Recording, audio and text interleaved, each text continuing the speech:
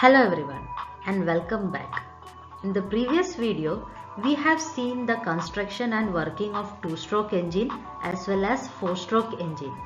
In this video, we are going to discuss about the difference between two-stroke and the four-stroke engine.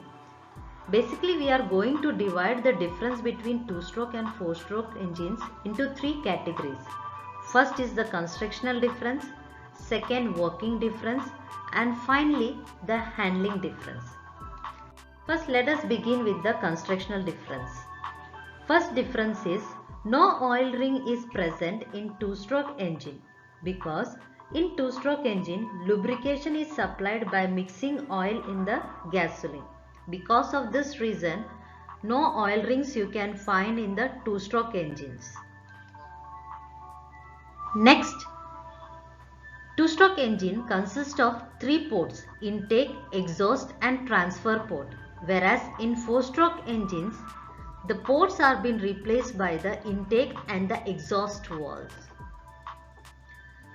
Construction is simple in case of two-stroke engine as compared to the four-stroke engine. Two-stroke engine generates high torque, so require lighter flywheel compared to the four-stroke engines and also generates more balance force. Next difference is due to less components present in two-stroke, they are lighter in weight as compared to four-stroke engines. Finally, due to premix lubrication system in two-stroke, oil and petrol is present in crankcase, whereas in four-stroke, only oil is present in crankcase. These are some of the constructional difference which you can find between the two-stroke engines and the four-stroke engine.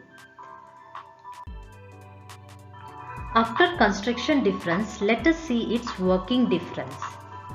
In two-stroke engine, we get power stroke per single revolution of the crankshaft, whereas in four-stroke engine, we get power stroke per 2 revolution of the crankshaft.